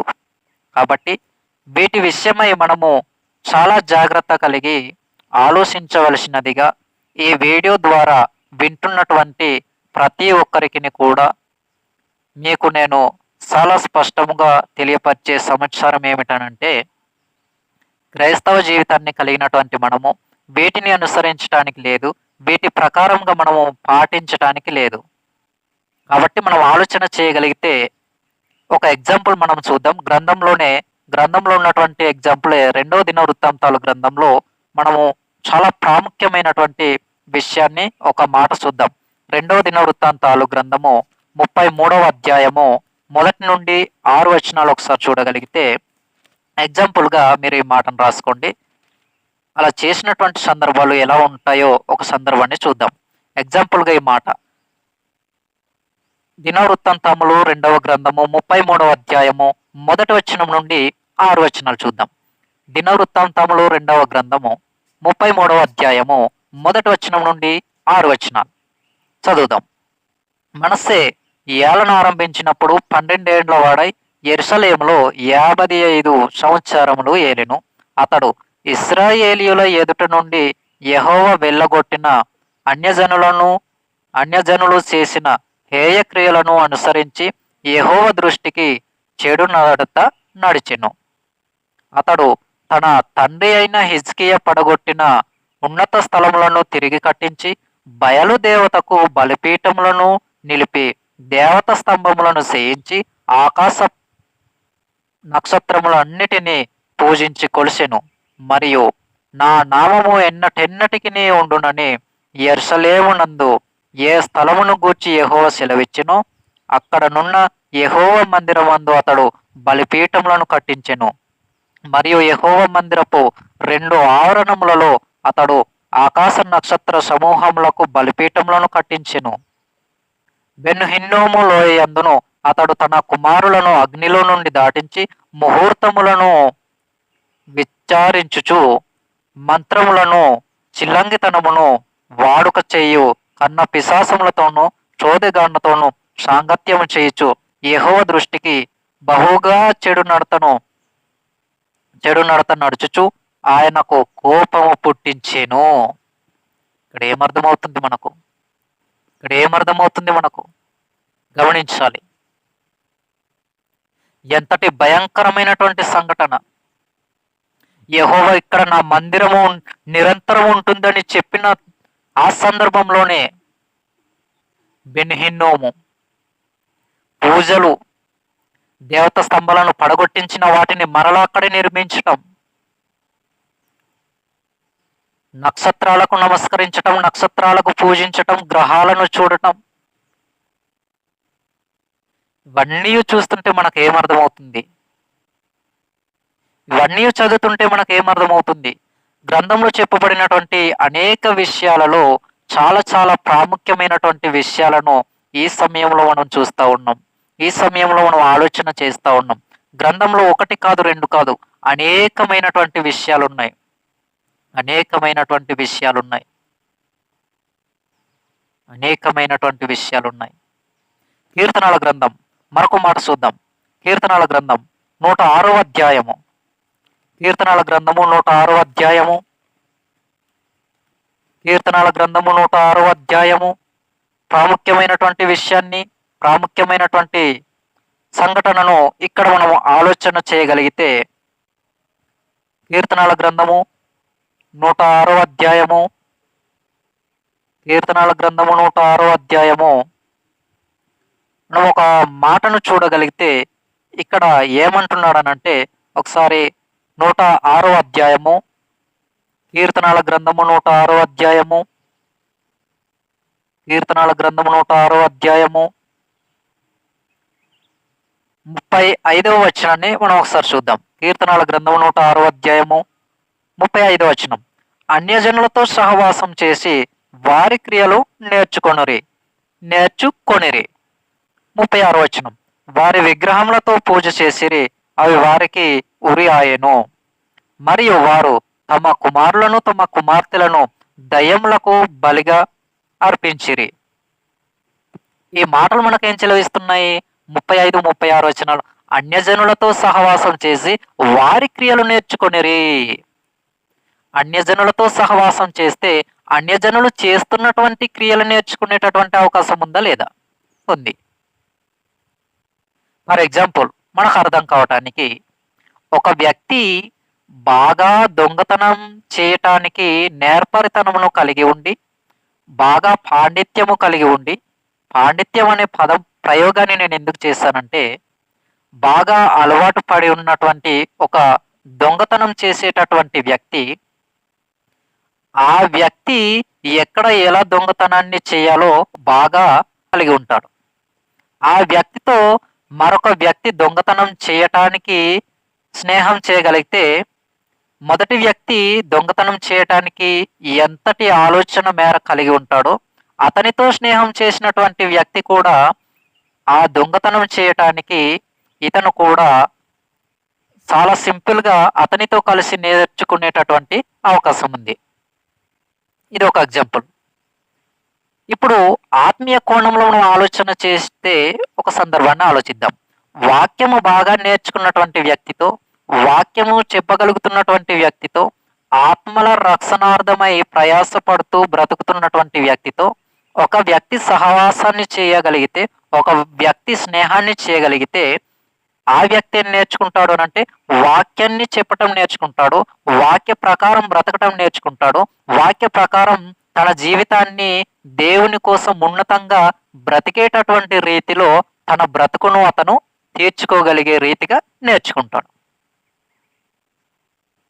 కాబట్టి ఇక్కడ ప్రారంభంలో అన్యజనులు నేర్చుకున్నట్టుగా వారి క్రియలు నేర్చుకొనిరి ఇశ్రాయేలీయులు. అన్యజనులు కాబట్టి అన్యజనులు ఆచరించేటటువంటివి క్రైస్తవులు మనము ఎవరు కూడా ఆచరించటానికి లేదు. అంటే అన్యజనులు ఆచరించేవంటే ఏంటి? దేవునికి ఇష్టము లేని, దేవునికి అసహ్యమైన ఏ పనైనా అది మనము క్రైస్తవులుగా చేయటానికి లేదు, వాటిని అనుసరించటానికి లేదు, వాటిని పాటించటానికి లేదు, వాటి ప్రకారంగా మనము బ్రతకటానికి లేదు. ఇది గ్రంథంలో చెప్పబడుతున్నటువంటి ప్రాముఖ్యమైన సమాచారం. ఎఫెసు పత్రిక, ఎఫెసు పత్రికలో మనం ఒక మాట చూద్దాం. ఎఫెసు పత్రిక 4వ అధ్యాయము, ఎఫెసీయులకు రాసినటువంటి పత్రిక 4వ అధ్యాయము 17వ వచనం. ఎఫెసీయులకు రాసినటువంటి పత్రిక 4వ అధ్యాయము 17వ వచనం. ఎఫెసీయులకు రాసిన పత్రిక 4వ అధ్యాయము 17వ వచనం మనకేం చెబుతుంది? ఒకసారి మనం చూడగలిగినట్లయితే, కాబట్టి అన్యజనులు నడుచుకున్నట్లు మేరిక మీదట నడుచుకున్నవలదని ప్రభువునందు సాక్ష్యం ఇచ్చుచున్నాను. ఈ మాట ఎవరికి? ఎఫెసీ పట్టణంలో ఉన్నటువంటి సంఘానికి, సంఘ విశ్వాసులకు పౌలు గారు తెలియజేస్తున్నారు. ఏమని? కాబట్టి మీరు ఇక మీదట అన్యజనులు నడుచుకున్నట్టుగా నడుచుకునవలదు. మరి ఎలా నడుచుకోవాలి అనంటే పౌలు గారు అంటారు, నేను క్రీస్తును పోలి నడుచుకొనుచున్న ప్రకారము మీరును నన్ను పోలి నడుచుకొనుడి. అలా నడుచుకోవాలి. అలా నడుచుకోవాలి క్రైస్తవులు, అలా నడుచుకోవాలి విశ్వాసులు, అలానే నడుచుకోవాలి మనమందరము కూడా. ఇది దేవుడు తమ యొక్క గ్రంథంలో మన కోసం వ్రాయించినటువంటి ప్రాముఖ్యమైన సమాచారం. విశ్వాసులైన మనందరికీ, క్రైస్తవులుగా పిలువబడుతున్నటువంటి మనందరికీ. కాబట్టి దినములను ఆచరించడానికి లేదు, మాసములను ఆచరించడానికి లేదు. ఇక మనం ఆలోచన చేయగలిగితే సంవత్సరానికి ఒక దినం వచ్చింది కదా అని దానిని పాటించడానికి లేదు. కానీ క్రైస్తవులందరూ అనుసరించవలసినటువంటి దినం ఒకటి ఉంది. అదేంటి? ఇది వరకు మీరు దినములను ఆచరించకూడదని మాట్లాడుకుంటూ వచ్చి మరలా ఒక దినము ఉందని మాట్లాడుతున్నారేంటి అని మీరు అనుకోవచ్చు. కానీ ఇక్కడ నేను ఇదివరకు మాట్లాడినటువంటి వాటిలో ఎక్కడ కూడా దేవుని యొక్క ఆజ్ఞ లేదు. కానీ ఎప్పుడు నేను దినమును పాటించాలని దేని గురించి అయితే మాట్లాడుతున్నానో అది మాత్రం దేవుడిచ్చిన ఆజ్ఞ, యేసుక్రీస్తు ద్వారా ఆజ్ఞాపించబడినటువంటిది, యేసుక్రీస్తు వారు పాటించాలని చెప్పినటువంటిది. ఆ దినం ఏది అంటే ఆదివారము. ఏ దినమండి? ఆదివారము. ఈ దినమును మనము పరిశుద్ధ సంఘముగా కూడుకొని ప్రభు బల్ల ఆరాధనలో పాల్గొవాలి. ప్రతి ఆదివారం. ప్రతి ఆదివారం. వారంలో మొదటి దినమైనటువంటి ఆదివారము అనేటటువంటి రోజున ఆ దినముననే మనము సంఘమంతయు కూడుకొని దేవునికి ఆరాధన చేయవలసినటువంటి దినము. దానిని మాత్రం మనము చూచా తప్పకుండా పాటించాలి. ప్రాముఖ్యమైనటువంటి దినముగా దానిని భావించాలి. ఎందుకనంటే యేసుక్రీస్తు వారు మరణించి తిరిగి లేచింది ఆదివారమే. మొదటి శతాబ్దపు కాలంలో సంఘ ప్రారంభం కూడా ఆదివారంలోనే జరిగింది. ఆదివారంలోనే జరిగింది. బల్లారాధన కూడా ఆదివారంలోనే చేసినట్టుగా మనం చూస్తాం. ఒకసారి అపొస్తల కార్యములు అపొస్తల కార్యంలో 20వ అధ్యాయంలో మనం ఒక మాట చూద్దాం. 20వ అధ్యాయం అపొస్తల కార్యంలో 7వ వచనం. అపొస్తల కార్యంలో 20వ అధ్యాయము 7వ వచనం. ఆదివారంను మేము రొట్టె విచ్చుటకు కూడినప్పుడు పౌలు మరునాడు వెలనయుండి ప్రయాణించుచు అర్ధరాత్రి వరకు విస్తరించి మాట్లాడుచుండెను. ఇక్కడ ప్రారంభంలో మనం చూస్తూ ఉన్నాం. అపొస్తల కార్యంలో 20వ అధ్యాయం 7వ వచనంలో ఆదివారంను మేము రొట్టె. ఇక్కడ మనం చూడగలిగితే అపొస్తల కార్యములు 20వ అధ్యాయము 7వ వచనంలో మనకేం కనబడుతుంది అంటే ఆదివారంను మేము రొట్టె విరుచుచు అన్నాడు. అంటే ఆదివారంలోనే మేము రొట్టె విరుస్తున్నాము అనే ప్రాముఖ్యమైనటువంటి దినముగా ఈ యొక్క ఆదివారం అనేటటువంటి దినము, ఆదివారం అనేటటువంటి రోజు మనం చూస్తూ ఉన్నాం. కాబట్టి ఆదివారం దినము క్రైస్తవులు అనుసరించవలసిన దినము, ఆదివారం దినము సంఘముగా కూడుకోవలసినటువంటి దినము. మరి మిగిలిన రోజులు కూడుకోవలసినటువంటి అవసరత లేదనంటే ఎల్లప్పుడూ ఆయన యందు మనము సంతోషంగా వాక్యానుసారమైనటువంటి జీవితాన్ని కలిగి ఉంటూ ఆదివారం దినమున సంఘముగా కూడుకోవాలి. ఇది గ్రంథంలో దేవుడు సెలవిచ్చినటువంటి ప్రాముఖ్యమైనటువంటి విషయం. యెషయా గ్రంథము మరొక మాట చూద్దాం. యెషయా గ్రంథము మొదటి అధ్యాయంలో మనం ఒక మాటను చూడగలిగితే ఇక్కడ ఒక మాట మనకు కనబడుతుంది. యెషయా గ్రంథము మొదటి అధ్యాయము 14వ వచనం నుండి 16వ వచనం వరకు ఒకసారి చూద్దాం. యెషయా గ్రంథము మొదటి అధ్యాయము 14వ వచనం నుండి 16 వచనాలు. మీ అమావాస్య ఉత్సవములను నియామక కాలములను నాకు హేయములు, అవి నాకు బాధాకరములు, వాటిని సహింపలేక విసిగి ఉన్నాను. మీరు మీ చేతులు చాపునప్పుడు మిమ్మును చూడక నా కన్నులు కప్పుకొందును. మీరు బహుగా ప్రార్థన చేసినను నేను వినను. మీ చేతులు రక్తంతో నిండి ఉన్నవి. మిమ్మును కడుగుకొనుడి, శుద్ధి చేసుకొనుడి. మీ దుష్క్రియలు నాకు కనబడకుండా వాటిని తొలగింపుడి. నియామక కాలములు, ఉత్సవ కాలములు, అమావాస్య దినాలు ఇవన్నీ కూడా దేవునికి మనకు దూరం చేస్తున్నటువంటి సందర్భాలుగా మనము ఈ సమయం ముందు నేర్చుకుంటూ ఉన్నాం. ఈ సమయం ముందు చదువుచున్నాం. పాపం అనేటటువంటి యూబిలో, పాపం అనేటటువంటి కూపములో మన జీవితాలు అనేవి కొట్టుమిట్టాడబడతా ఉన్నాయి. కాబట్టి వాటి నుండి మనం విడుదల పొందాలి, వాటి నుండి మనం విడుదల నొందాలి, వాటికి మనం దూరంగా ఉండాలి. ఇది గ్రంథం చెప్తున్నటువంటి చాలా ప్రాముఖ్యమైనటువంటి విషయం, చాలా ప్రాముఖ్యమైనటువంటి సంఘటన. నిజ జీవితంలో మనకు ఇవన్నీ చాలా అవసరం. క్రైస్తవుడిగా, నిజ క్రైస్తవునిగా ఈ భూమి మీద బ్రతకాలి అనంటే పరిశుద్ధత కలిగినటువంటి జీవితం చాలా అవసరం. పరిశుద్ధత లేని జీవితాలు దేవునికి ఇష్టం లేనటువంటి జీవితాలు. పరిశుద్ధత కలిగినటువంటి జీవితాలు దేవుడు కోరుకున్నటువంటి జీవితాలు, దేవునికి ఇష్టమైనటువంటి జీవితాలు. అందుకే మనం ఆలోచనలో పరిశుద్ధత లేకుండా ఎవడును దేవుని చూడలేడు అనేటటువంటి పదం కూడా గ్రంథంలో మనం చూస్తాం, హెబ్రీ పత్రికలో. కాబట్టి మనం ఆలోచన చేయగలిగితే పరిశుద్ధత అనేది దేవునికి ఇష్టమైనటువంటిది. దినాలు మారుతున్నా, రోజులు మారుతున్నా, సంవత్సరాలు గడుస్తున్నా మన జీవితంలో పరిశుద్ధత అనేది కనిపించటం లేదు, పరిశుద్ధత అనేది రావటం లేదు, పరిశుద్ధత అనేది పరిపక్వతలోనికి మన జీవితం మారటం లేదు అని అంటే దేవుడు మనలను గూర్చి ఏమనుకోవాలి? దేవుడు మనలను గూర్చి ఏం చేయాలి? దేవుడు మనకు అవకాశం ఇచ్చారు, కానీ దేవుడు ఇచ్చిన అవకాశమును మనము దుర్వినియోగపరుచుకుంటున్నాం. దేవునికి ఇష్టమైన జీవితాన్ని కలిగి బ్రతకటానికి మనం ఆలోచించడం లేదు. ఇప్పుడు దేవుడు ఏం చేయాలి? కాబట్టి ఒక్కసారిగా మనసు పెట్టి ఆలోచించి మన జీవితాన్ని ఇక నుంచైనా మార్చుకునేటటువంటి ప్రయత్నాన్ని చేద్దాం. ఒకసారి అదే ఎస్ఐ గ్రంథం 59వ అధ్యాయంలో మనం ఒక మాట చూద్దాం. ఎస్ఐ గ్రంథం 59వ అధ్యాయము మొదటి నుండి 4 వచనాలు ఒకసారి మనం ఆలోచన చేయగలిగితే, ఎస్ఐ గ్రంథం 59వ అధ్యాయము మొదటి నుండి 4 వచనాలు చూద్దాం. రక్షింపనేరకై ఉండునట్లు యెహోవా హస్తము కూర్చకాలేదు, విననేరకై ఉండునట్లు ఆయన చెవులు మందము కాలేదు.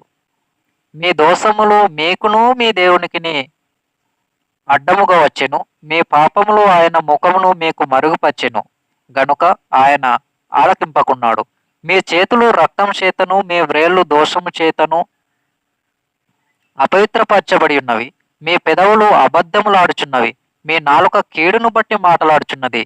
నీతిని బట్టి ఎవడునూ సాక్ష్యము పలుకడు, సత్యమును బట్టి ఎవడునూ వ్యాజ్యమాడడు. అందరూ వ్యర్థమైన వాటిని నమ్ముకొని మోసపు మాటలు పలుకుదురు. చెడుగును గర్భము ధరించి పాపమును కందురు. విననేరకై ఉండునట్లు ఆయన చెవు మందం కాలేదు, రక్షింపనేరకై ఉండునట్లు ఆయన హస్తము కూర్చకాలేదంటే ఆయన ఎప్పటికీ సిద్ధంగా ఉన్నారు. ఏ విషయంలోనంటే మనం ఎప్పుడు ఆయన పాదముల యొద్ద పడి, మనం ఎప్పుడు పశ్చాత్తాపంతో కూడినటువంటి ప్రార్థన జీవితాన్ని కలిగి మనము ప్రార్థన చేయగలుగుతామో అప్పుడు ఆయన మన పాపములను క్షమించటానికి ఎల్లప్పుడూ ఆయన సిద్ధముగా ఉన్నాడు. ఎల్లప్పుడూ దేవుడు సమీపముగానే ఉన్నాడు. మన పాపాలన్నింటినీ కూడా మనము ఒప్పుకోగలిగితే ఆయన సమస్త దుర్నీతి నుండి మనల్ని తప్పించి పవిత్రులుగా మరలా చేయటానికి ఆయన సిద్ధముగా ఉన్నాడు. కాబట్టి 65 ఎస్ఐ గ్రంథం 65వ అధ్యాయం 65వ అధ్యాయం ఎస్ఐ గ్రంథం 65వ అధ్యాయం 2వ వచనం. ఎస్ఐ గ్రంథం 65వ అధ్యాయం 2వ వచనం. తమ ఆలోచనను అనుసరించి చెడు మార్గమును నడుచుకొనుచు లోబడనులని ప్రజల వైపు దినమంతయు నా చేతులు చాపుచున్నాను. ఇక్కడ చూడండి, ఆయన ఎదురు చూపు ఎలా ఉందో, ఆయన ఎంతగా వేచి ఉన్నారు, ఆయన ఎంతగా ఎదురు చూస్తున్నారు మన జీవితాలు మారటానికి, మన జీవితాలను మార్చుకోవటానికి. ఆయన అవకాశం ఇస్తూనే ఉన్నారు. ఆ అవకాశాన్ని మనం దుర్వినియోగపరుచుకుంటూనే ఉన్నాం. ఎప్పటికైనా మారతారేమోనన్న ఆలోచన కలిగి దేవుడు దినమంతా తన చేతులు చాచి ఎదురు చూస్తున్నాడంటే ఆయన ఆలోచన అంతా మనపై ఉందని అర్థం. ఆయన ఆలోచన అంతా మన మీద ఉన్నదని అర్థం.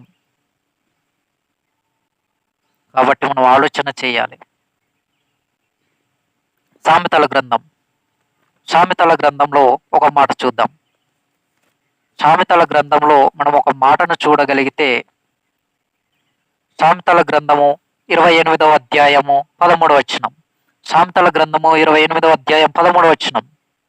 అతిక్రమములను దాచిపెట్టువాడు వర్ధిల్లడు, వాటిని ఒప్పుకొని విడిచిపెట్టువాడు కనికరము పొందును. అతిక్రమములను మనము దేవుని ఎదుట ఒప్పుకోవాలి. అతిక్రమములను మనము దేవుని ప్రార్థన పూర్వకంగా, విజ్ఞాపన పూర్వకంగా తెలియపరచాలి. దేవునికి మన పాపాలన్నింటినీ కూడా ప్రార్థన విజ్ఞాపనముల ద్వారా పశ్చాత్తాపంతో దేవుని ఎదుట మనము మోకాళ్ళు పడి అడగాలి. తండ్రి, నేను ఈ విధంగా పాపం చేశాను, నీ ఎదుట నా జీవితాన్ని నీకు ఇష్టమైన జీవితముగా బ్రతకలేకపోయాను ఈ సంవత్సరం అంతా. ఇక నుండైనా నా జీవితాన్ని మీరిచ్చిన ఆయుష్కాలాన్ని బట్టి నీ కోసం బ్రతుకుతాను తండ్రి అని మన జీవితాన్ని సమర్పించుకోగలగాలి. దావీదు పశ్చాత్తాపంతో కూడినటువంటి ప్రార్థన చేశారు. దావీదు గారు అద్భుతమైనటువంటి ప్రార్థన చేశారు. మనకు అర్థం కావడానికి ఎగ్జాంపుల్ గా ఆ మాట ఒకసారి చూద్దాం.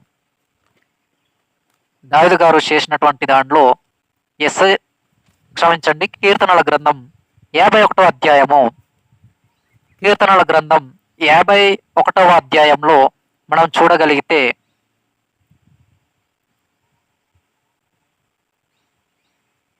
ఇక్కడ మనం ఆలోచన చేయగలిగితే ప్రాముఖ్యమైనటువంటి విషయాలు మనకు కనబడతాయి.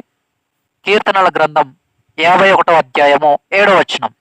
నేను పవిత్రుడనగునట్లు హిస్సోపుతో నా పాపము పరిహారింపుము, హిమము కంటెను నేను తెల్లగా నుండునట్లు నీవు నన్ను కడుగుము, ఉత్సాహ సంతోషములు నాకు వినిపింపుము. ఇక్కడ మనం ఆలోచన చేయగలుగుతుంటే 10వ వచనం. దేవా, నా యందు శుద్ధ హృదయము కలుగజేయము, నా అంతరంగములో స్థిరమైన మనసులను నూతనముగా నాకు పుట్టించుము అన్నాడు. అంటే ఈ విధంగా మన ప్రార్థన ఉండాలి. పశ్చాత్తాపంతో కూడిన ప్రార్థన. తండ్రి, నేను నీ ఎదుట పాపం చేశాను. తండ్రి, నేను నీ ఎదుట తప్పు చేశాను. తండ్రి, నేను నీకు ఇష్టమైన జీవితాన్ని కలిగి ఇదివరకు బ్రతకలేకపోయాను. ఇక నుండైనా నా జీవితాన్ని నీకు సమర్పించి ఈ భూమి మీద నీవు నాకు ఇచ్చిన ఆయుష్కాల జీవితాన్ని నేను బ్రతకటానికి ఆలోచన కలిగి నా యొక్క ఆలోచన మేరకు కాకుండా మీ ఆలోచన మేరకు నేను బ్రతుకుతాను తండ్రి అని మన ప్రార్థన దేవునికి విజ్ఞాపనముగా తెలియజేయాలి. ఇలాంటి ప్రార్థన జీవితాన్ని కలిగి మనము బ్రతకగలిగితే గనుక మనకు అద్భుతమైనటువంటి విషయాలు అర్థమవుతాయి.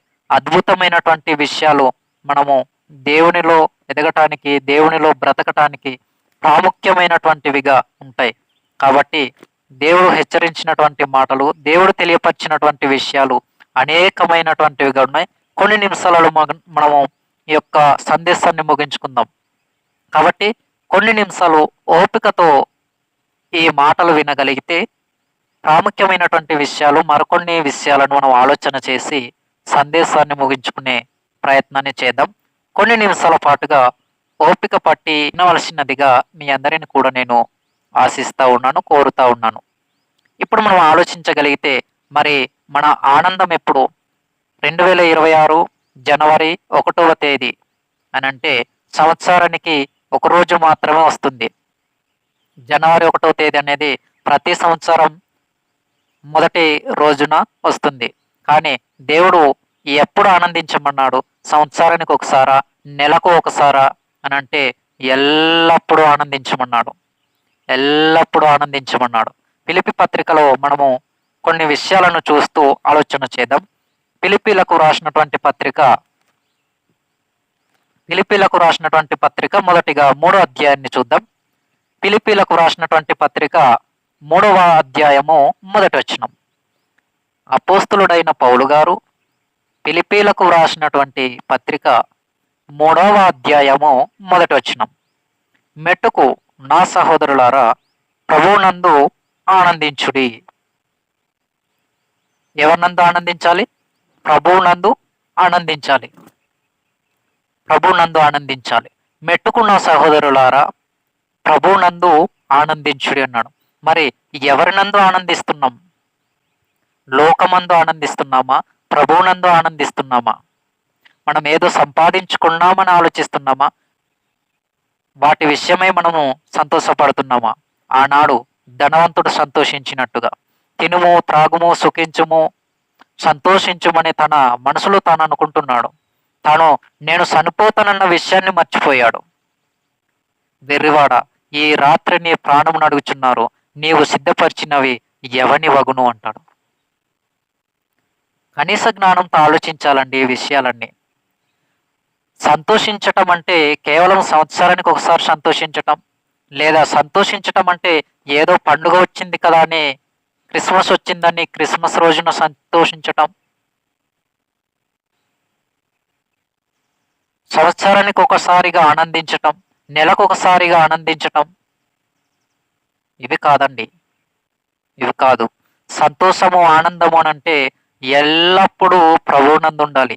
ఫిలిప్పీ పత్రిక 3వ అధ్యాయం మొదటి వచనాన్ని మనం చూసాం. ఫిలిప్పీ పత్రిక 4వ అధ్యాయము 4వ వచనాన్ని చూద్దాం. ఫిలిప్పీ పత్రిక 4వ అధ్యాయము 4వ వచనం ఒకసారి మనం చూడగలిగితే, ఎల్లప్పుడూ ప్రభువునందు ఆనందించుడి, మరలా చెప్పుదును ఆనందించుడి. ఎవరందు ఆనందించాలని చూస్తూ ఉన్నామండి? ప్రభువునందు ఆనందించాలి. ఎల్లప్పుడూ ఆనందించాలి. మరలా ఎల్లప్పుడు అంటే సంవత్సరానికి వచ్చే మొదటి దినమైన జనవరి 1వ తేదీ అని అర్థమా? ఎల్లప్పుడు అంటే సంవత్సరానికి డిసెంబర్ 25న వచ్చే క్రిస్మస్ పండుగ రోజున సంతోషించాలి అని అర్థమా? ఎల్లప్పుడూ అంటే నెలకు ఒకసారి సంతోషించాలి అని అర్థమా? ఇలాంటి ఆధారాలు గ్రంథంలో లేవు. ఎల్లప్పుడు అంటే ప్రతిదినము మన జీవితాన్ని పవిత్రంగా, పరిశుద్ధంగా ఉంచుకుంటూ దేవునిలో ఆనందించాలని అర్థం, ప్రభువులో ఆనందించాలి అని అర్థం. కాబట్టి ఎల్లప్పుడు మనం ఆనందిస్తూనే ఉండాలి. ప్రభువునందు పరిశుద్ధమైన జీవితాన్ని కలిగినటువంటి వారముగానే మనము ఉండాలి. ఇది గ్రంథంలో తెలియజేస్తున్నటువంటి ప్రాముఖ్యమైనటువంటి సంఘటన, ప్రాముఖ్యమైనటువంటి విషయం. కాబట్టి దేవుడు కూడా మనకేం కోరుకుంటున్నాడు అనంటే, మన హృదయాన్ని దేవునికి ఇష్టమైనదిగా, నాకు ఇష్టమైన హృదయంగా మీరు మార్చుకోమని దేవుడు చెప్తా ఉన్నాడు, చెలవిస్తా ఉన్నాడు. కాబట్టి సామెతల గ్రంథంలో మనం చూసినప్పుడు, నా కుమారుడా నీ హృదయంను నాకిమ్ము అనేసి గ్రంథంలో మాటలు మనం చూస్తాం. కాబట్టి మన హృదయాన్ని దేవునికి ఇవ్వగలిగితే మన జీవితం అంతా కూడా మనము ఆత్మీయ సంతోషాన్ని కలిగి ఉండేటటువంటి వారిగా ఈ భూమి మీద బ్రతుకుతాం. మరణించిన తర్వాత ఆత్మ పరలోకానికి, తండ్రి ఉన్నటువంటి పరలోకానికి వెళ్ళే అవకాశం అనేది ఉంది. కాబట్టి మన హృదయాన్ని నూతనపరచుకోవాలి. మన హృదయాన్ని పాత రోత జీవితం నుండి, పాపము కలిగి ఉన్నటువంటి జీవితం నుండి, పాపము చేస్తున్నటువంటి జీవితంలో నుండి, పాపము చేయని పరిశుద్ధమైన జీవితంలోనికి మరలా ప్రవేశపెట్టుకోవాలి మన ఆత్మీయ జీవితాన్ని. యెహెజ్కేలు గ్రంథం 36వ అధ్యాయము 26వ వచనం. యెహెజ్కేలు గ్రంథం 36వ అధ్యాయము 26వ వచనం. నూతన హృదయము మీకు ఇచ్చేదను, నూతన స్వభావము మీకు కలుగజేసేదను, రాతి గుండె మీలో నుండి తీసేసి మాంసపు గుండెను మీకు ఇచ్చేదను. ఈ మాట చదువుతుంటే మనకు ఏమర్థమవుతుంది? ఈ మాట చూస్తుంటే, ఈ మాట వింటుంటే, ఈ మాటను చదువుతుంటే మనకు ఏమర్థమవుతుంది? దేవుడు మంచి హృదయాన్ని, నూతనమైన హృదయాన్ని ఇవ్వటానికి సిద్ధముగా ఉన్నాడు. కానీ మనమే మన జీవితాన్ని, మన హృదయాన్ని దేవునికి ఇవ్వనటువంటి పరిస్థితిని, ఆలోచనలను కలిగి ఉంటున్నాం. కాబట్టి దేవుడు మనకు ఇది వరకు నూతన జీవితాన్ని ఇవ్వటానికి సిద్ధంగా ఉన్న ఆ హృదయాన్ని పొందుకోగలిగేటటువంటి సామర్థ్యము కలిగిన ఆలోచనలు మనలో లేవు. కాబట్టి ఆలోచన చెయ్యాలి, ఆలోచించగలగాలి.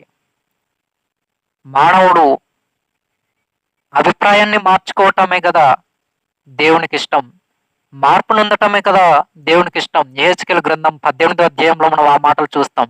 ఒక వ్యక్తి మార్పు చెందడం, తన ప్రవర్తనను దిద్దుకొని బ్రతకటమే కదా నాకు ఇష్టం. ఒక వ్యక్తి మరణించటం అనేది నాకు ఇష్టం లేదు అనేటటువంటి విషయాలు మనం చూస్తాం. కాబట్టి మార్పు చెంది బ్రతకాలి, మార్చుకొని బ్రతకాలి, జీవితాన్ని సరిదిద్దుకొని బ్రతకాలి. పాపం యొక్క జీవితంలో నుండి విడుదల పొంది పరిశుద్ధమైనటువంటి జీవితంలోనికి రావాలి. ఇలా ఎప్పుడైతే మన జీవితాన్ని మార్చుకొని దేవుని కోసం బ్రతకగలుగుతూ ఉంటామో అప్పుడే దేవుడు మనలను గూర్చి సంతోషించవలసినటువంటి అవసరత అనేది ఉంది. ప్రసంగి గ్రంథంలో మనం ఒక మాటను చూడగలిగితే, ప్రాముఖ్యమైనటువంటి విషయాన్ని మనం చూడగలం. ప్రసంగి గ్రంథంలో 1వ అధ్యాయము 5వ వచనాన్ని ఒకసారి చూద్దాం. ప్రసంగి గ్రంథము 1వ అధ్యాయం 5వ వచనం. 5వ వచనం మనకు ఏం తెలియపరుస్తుంది అనంటే, సూర్యుడు ఉదయించును, సూర్యుడు అస్తమించును, తాను ఉదయించు స్థలముకు మరల త్వరపడును. సూర్యుడు ఉదయిస్తుంది, అస్తమిస్తుంది, వస్తుంది వెళ్ళిపోతుంది, వస్తుంది వెళ్ళిపోతుంది. 9-10 వచనాలు. 9-10 వచనాలు. ప్రసంగి గ్రంథం 1వ అధ్యాయం 9-10 వచనాలు. మునుపు ఉండునదే ఇక ఉండబోవున్నది, మునుపు జరిగినదే ఇక జరగబోవున్నది. సూర్యుని క్రింద నూతనమైనది ఏదియూ లేదు. ఇది నూతనమైనదని ఒక దాన్ని గూర్చి ఒకడు చెప్పును, అదేను మనకు మునుపుండిన తరములలో ఉండినదే. అంటే సూర్యుని క్రింద క్రొత్తది ఏది లేదు. సూర్యుని క్రింద జరిగేదంతా కూడా ఉండినదే జరుగుతూ ఉంది. ఎప్పటికీ కూడా నూతనమైనది లేదు. కాబట్టి ఒక మనిషి, క్రైస్తవుడు, విశ్వాస జీవితాన్ని కలిగి ఉన్నటువంటి వాడు నూతన దినమని, నూతన సంవత్సరం అని దానిని మనము అనుకోవటానికి లేదు. మరి ఎలా అనుకోవాలంటే, ఆ యొక్క దినాలు మారుతున్నప్పుడు, దినాలు వస్తున్నప్పుడు, రాత్రి పగళ్ళు ఏర్పడుతున్నప్పుడు మన జీవితాలు మార్చుకోవాలి. మన ఆత్మీయ జీవితాన్ని దేవునికి ఇష్టమైనటువంటి జీవితముగా మార్చుకోవాలి. ఇది దేవుడు మన నుండి కోరుకుంటున్నటువంటి ప్రాముఖ్యమైనటువంటి సమాచారం, ప్రాముఖ్యమైనటువంటి విషయం. కాబట్టి మనం ఆలోచన చేయగలుగుతుంటే ప్రాముఖ్యమైనటువంటి విషయాలలో ఇంకో 2-3 సందర్భాలను మనం చూసి వాక్య సందేశాన్ని ముగించుకునేటటువంటి ప్రయత్నాన్ని చేద్దాం. కొరింథీయులకు రాసినటువంటి రెండో పత్రికలో మనం ఒక మాట చూద్దాం. కొరింథీయులకు రాసినటువంటి రెండో పత్రిక 5వ అధ్యాయంలో మనం ఒక మాట చూద్దాం. కొరింథీయులకు రాసినటువంటి రెండో పత్రిక 5వ అధ్యాయము 17వ వచనం. మనకు బాగా సుపరిచితమైనటువంటి మాట, మనము వింటూ చదువుతూ ఉన్నటువంటి మాట, అనేక మందికి తమ యొక్క మనసులో ఉన్నటువంటి మాట. కొరింథీయులకు రాసినటువంటి రెండో పత్రికలో ఆ మాట చూద్దాం. కొరింథీయులకు రాసినటువంటి రెండో పత్రిక 5వ అధ్యాయము 17వ వచనం. కొరింథీయులకు రాసినటువంటి రెండో పత్రిక 5వ అధ్యాయం 17వ వచనం. కాగా ఎవడైనను క్రీస్తునందున్న ఎడల వాడు నూతన సృష్టి, పాతవి గతించెను, ఇదిగో క్రొత్తవాయెను.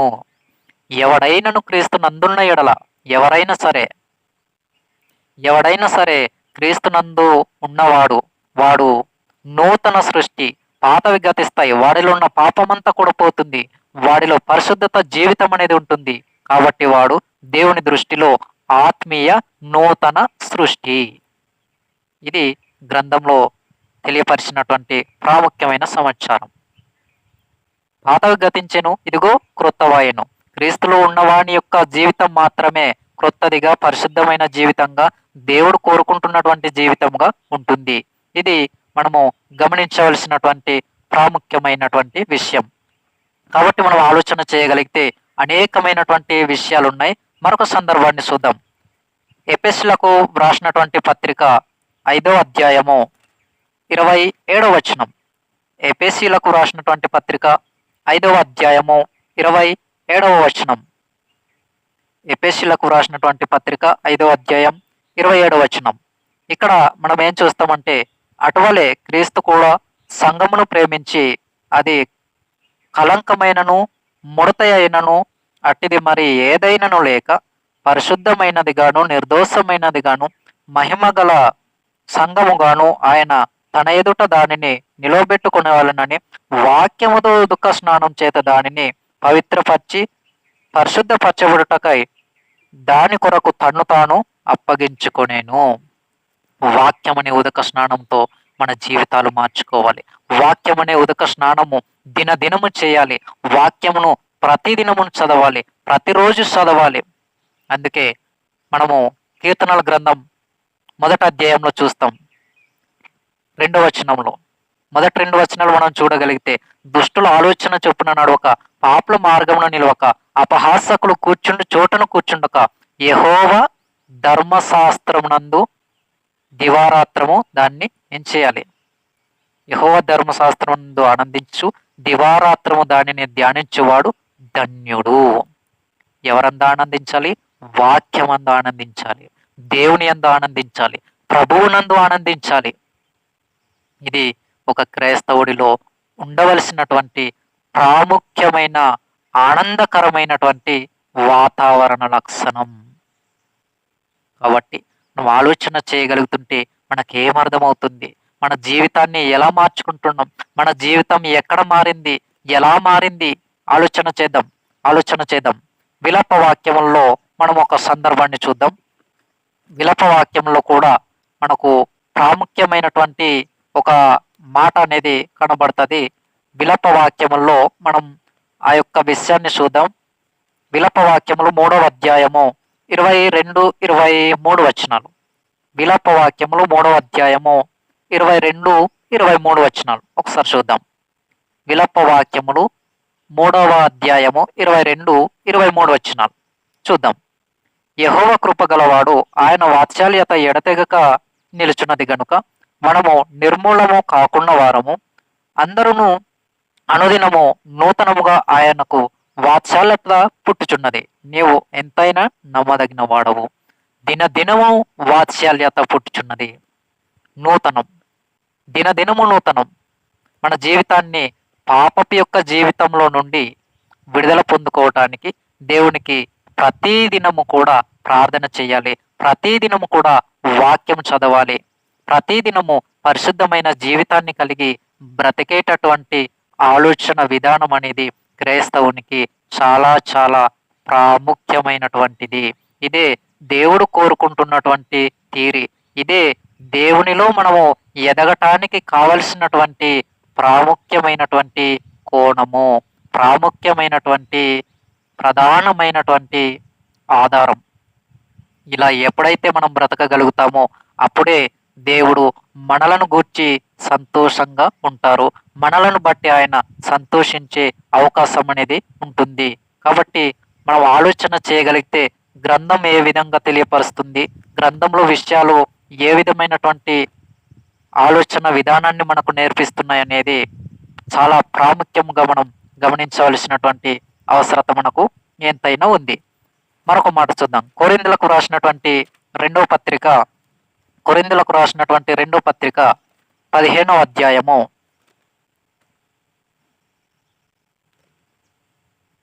15వ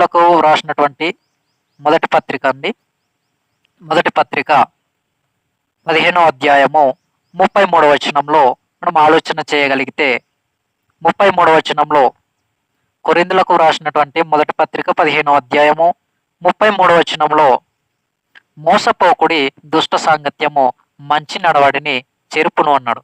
కాబట్టి మన సాంగత్యము, సహవాసము దేవునితోనే ఉండాలి, క్రీస్తుతోనే ఉండాలి, సంఘ సహవాసాన్ని కలిగి ఉండాలి. కాబట్టి ఇవన్నీ మనం గమనించగలుగుతున్నప్పుడు మనకేమర్థమవుతుంది, ఇవన్నీ మనం చూస్తున్నప్పుడు మనకేమర్థమవుతుంది అని అంటే, ప్రాముఖ్యముగా దేవుడు మనకు హెచ్చరించినటువంటి విషయాలు, దేవుడు మనకు తెలియజేసినటువంటి విషయాలు అనేకమైనటువంటివిగా ఉన్నాయి. వాటిలో మనం కొన్ని విషయాలు ఆలోచన చేసాం. చివరికి ఒక మాట చూసి ముగించుకుందాం. హబక్కూకు గ్రంథము 3వ అధ్యాయము 2వ వచనం. హబక్కూకు గ్రంథము 3వ అధ్యాయము 2వ వచనాన్ని చూసి మనము పాఠ్యాంశమును ముగించుకుందాం. హబక్కూకు గ్రంథము 3వ అధ్యాయము 2వ వచనం. ఇక్కడ మనకేం తెలియపరుస్తుంది అని అంటే, యెహోవా నిన్ను గూర్చిన వార్త విని నేను భయపడుచున్నాను. యెహోవా సంవత్సరములు జరుగుచుండగా నీ కార్యము నూతన పరచుము, సంవత్సరములు జరుగుచుండగా దానిని తెలియజేయము. సంవత్సరములు జరుగుచుండగా కార్యము నూతన పరచుము, సంవత్సరములు జరుగుచుండగా కార్యము స్థిరపరచుము. ఈ మాటలన్నీ కూడా మనకు ఏ విధమైనటువంటి విషయాన్ని నేర్పిస్తున్నాయంటే, మన జీవితాన్ని నూతన పరచుకోవాలి, మన జీవితాన్ని దేవునికి సమర్పించుకోవాలి, ఏదో క్రొత్త జీవితాలు ప్రారంభించాలి. ఏదో క్రొత్త జీవితాలు అనగానే ఆత్మీయ కోణంలో దేవునిలో కొనసాగటానికి కావలసినటువంటి జీవితాన్ని కలిగి మనము దేవునిలో ఎదగాలి. ఇది దేవుడు కోరుకుంటున్నటువంటి చాలా ప్రాముఖ్యమైనటువంటి విషయం, చాలా ప్రాముఖ్యమైనటువంటి సంఘటన. కాబట్టి సంవత్సరానికి ఒకసారి జనవరి 1వ తేదీ వచ్చింది కదా అని సంతోషించటం కాకుండా, ఉత్సవ కాలములు, మాసములు, ముహూర్తాలు, దినములు, సంవత్సరములు, నక్షత్రాలను చూసి, ముహూర్తాలను చూసి, గ్రహాలను బట్టి మన యొక్క జీవితాలు సరిదిద్దుకోవటం అనేది వాస్తవం కాదు. ఒక క్రైస్తవునిలో ఇటువంటి ఆలోచన విధానాలకు స్థానాన్ని ఇవ్వకూడదు. క్రైస్తవులకు ప్రత్యేకమైనటువంటి దినం ఏదైనా ఉంది అంటే అది కేవలము వారంలో మొదటి దినమైనటువంటి ఆదివారము, బల్ల ఆరాధన, ప్రభురాత్రి భోజనము తీసుకుంటున్నటువంటి ఆ దినమే క్రైస్తవులకు ప్రత్యేకమైనటువంటి దినము.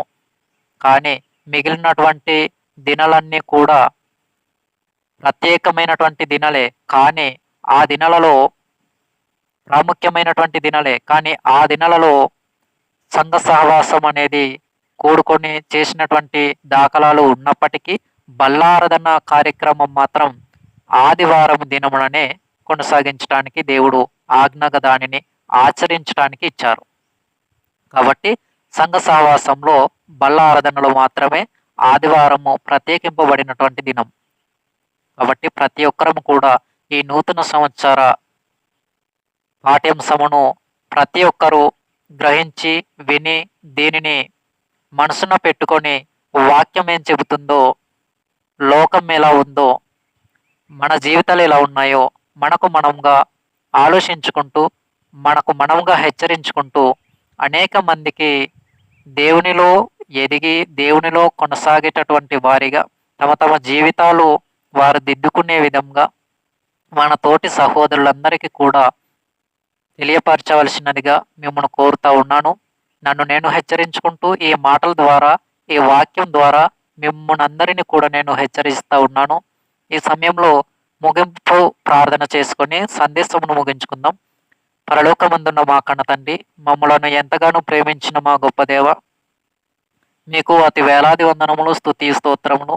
ఇదివరకు తండ్రి ఈ యొక్క పాఠ్యాంశ ప్రారంభం మొదలుకొని వాక్య ధ్యానం అంతట్లో మీరు నాకు తోడుగా ఉండి నడిపించి సహాయం చేసినందుకు వందనాలు.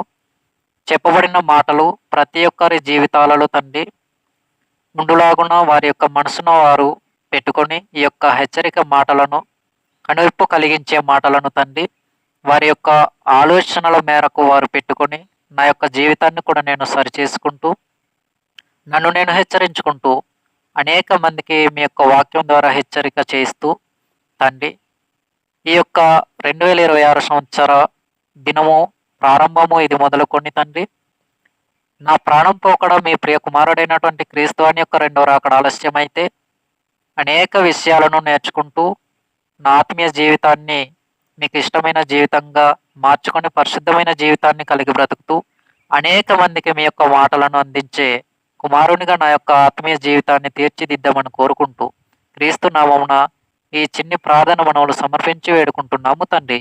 ఆమెన్.